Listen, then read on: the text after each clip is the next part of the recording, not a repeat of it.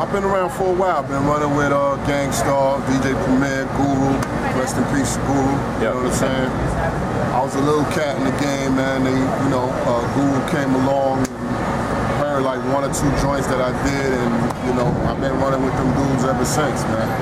Plus, I came up. I grew up with like J. Rue Damager, Lil Dap, Group Home, and all them cats. We all grew up in East New York.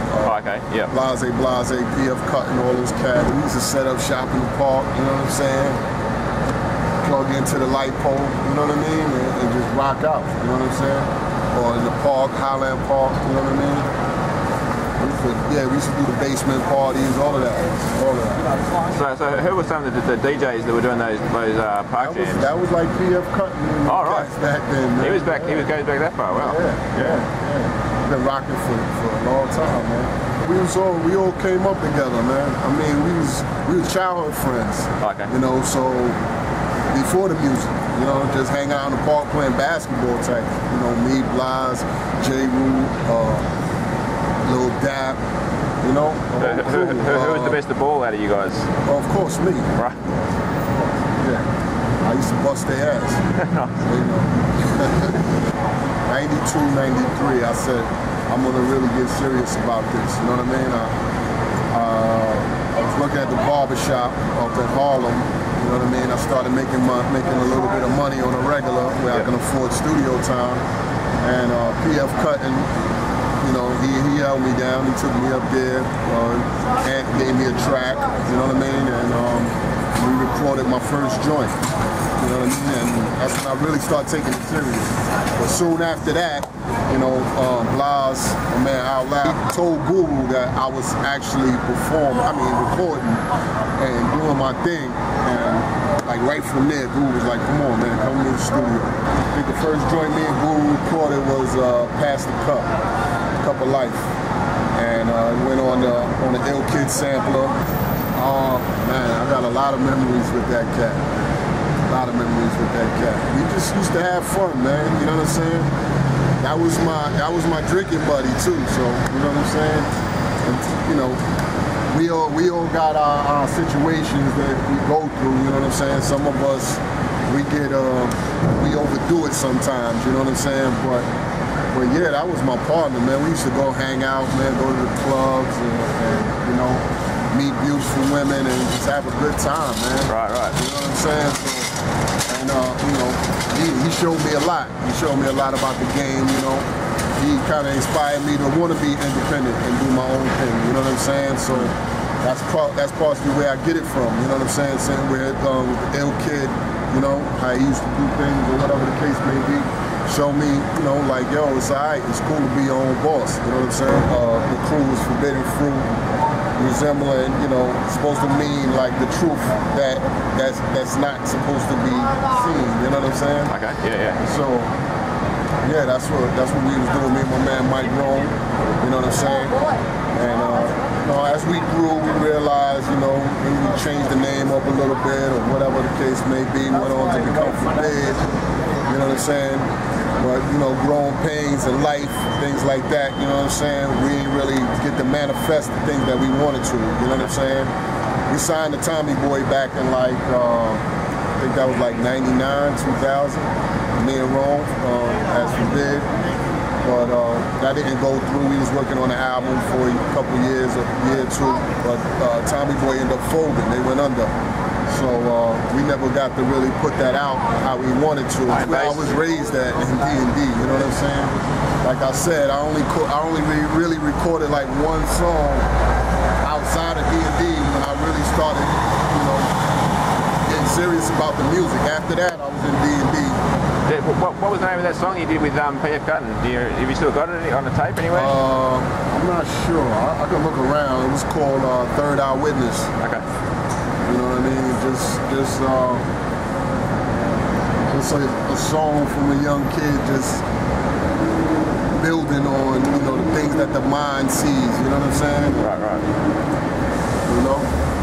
Right. Trying to be clever with it. You know what I mean? Right.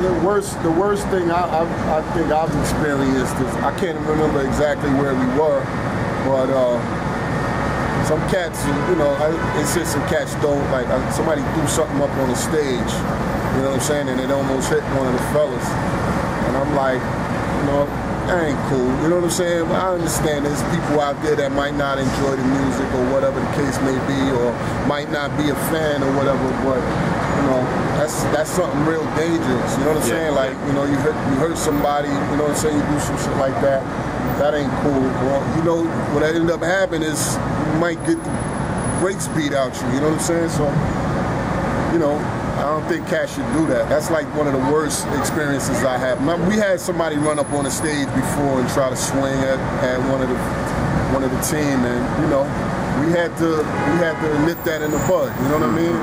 It's not cool. We came there to perform and have a good time, and that's what the crowd should be having. You know, the crowd should be having a good time also. You know, if you're not feeling what whoever's performing or whatever, you know, step off, go get you a drink or something, mind your business, you know what I'm saying? Let everybody else enjoy themselves. We had got pulled over out in Arizona, and it was crazy. It was like 110 degrees outside, man. The sheriffs had us up against the side of the bus. I woke up that morning with a dog and an AR-15 in my face, and I'm like, wow, just because somebody was hating on us, you know what I'm saying? Telling lies, talking about we had drugs and guns and young girls on the bus. It's being disrespectful, you know what I mean? But at the end of the day, it was funny, man. It was funny. We laughed it off, you know what I'm saying? I was introduced to Marco by P.F. Cuttin. Oh, yeah. So I guess they ran into each other at a show or something, and Marco, you know, he heard some of the stuff that I did in the past with Gang Starr, whatever the case may be.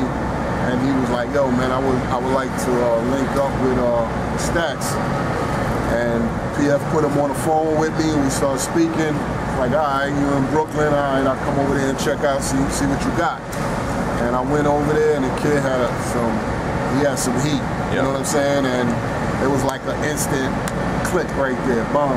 We just started rocking out. You know, one song became 3 songs, 3 songs became 6. Next thing you know, we got like a whole album done. So, you know, it was just the chemistry. You know, his beats complement my rhymes, and I think my rhymes complement his beats. So, you know, it's a good look. Right now, you know, with Marco Polo, we just put out the Seize the Day joint. You know, we pressed up the CDs ourselves. We signed with Soul Spasm to do the digital release, and we just inked the deal with Ill Adrenaline Records to do the vinyl and cassettes, collector's cassettes. So, you know what I'm saying? So, you know, just get my feet wet, you know what I'm saying? And really about to go hard with this independent thing. One of the most important things I think Guru brought to music was,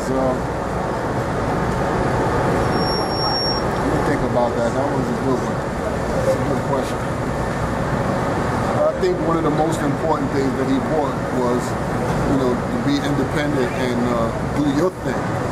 You know what I'm saying? Not to try to please everybody, and you know what I'm saying? But keep it hip hop. You know, it's all right for us to be ourselves. You understand what I'm saying? We don't have to cross over. You understand what I'm saying? To be successful and to make it in the game. You know what I'm saying? So I think that's one of the most important things that he taught a lot of cats coming up or whatever the case may be. You know what I'm saying?